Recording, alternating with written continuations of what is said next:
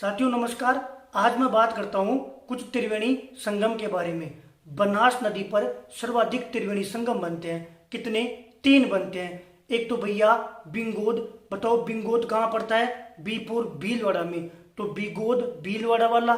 दूसरा बनता है राजमहल। कहाँ पर?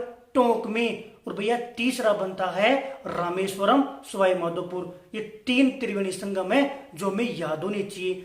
तीनों बनास पर बनते हैं तो तीनों में 3-3 नदी आएगी। उनमें से एक एक नदी तो बनास आएगी।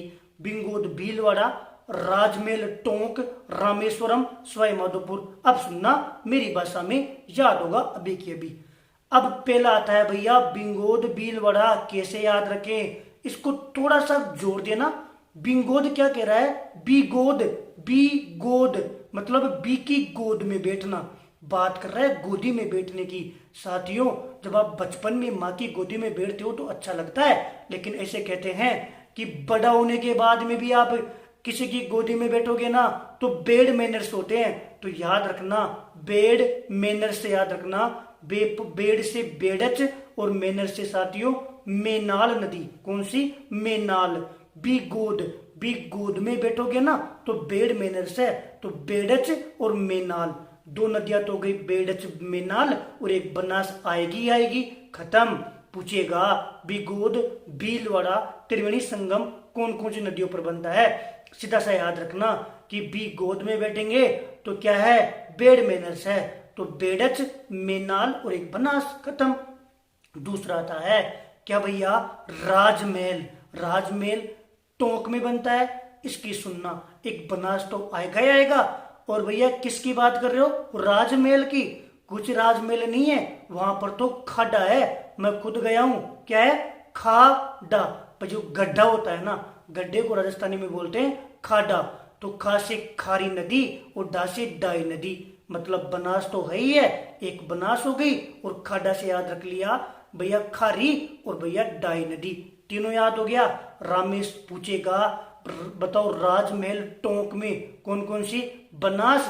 और काय का महल है? वहां पे तो खाडा है, तो भैया खारी और डाई। तीसरा पूछेगा रामेश्वरम घाट। रामेश्वरम भी बताओ। तो ध्यान रखना, राम जी को यदि चाहते हो ना कि राम जी आपका साथ दे, राम जी आपको फील हो, भगवान आपको मिले, भगवान का आशीर्वाद मिले, तो आपको खुद को सींचना होगा। मतलब खुद की बुराइयों को बाहर निकालना पड़ेगा, तब जाके राम जी मिलेंगे। तो रामेश्वरम को किसे याद रखोगे? सींचना होगा। सींचना होगा। सीपुर सीप और जयपुर चंबल। और एक बनास सही है कि बनास हो गया, चंबल हो गया और सीप हो गया। ऐसे याद रख लेना, या फिर बीएससी से याद रख लेना। बीपुर बनास, एसपुर सीप और सीपुर चंबल। ज्यादा सही तो ये रहेगा कि अपने आप को राम चाहते हो ना कि राम जी का आशीर्वाद मिले, तो बुराइयों को खत्म करो और अपने आप को सींचना पड़ेगा। सीपुर सीप और जयपुर चंबल। 3 त्रिवेणी घाट हो गए। और साथियों एक आता है हमारा बेणेश्वर वाला।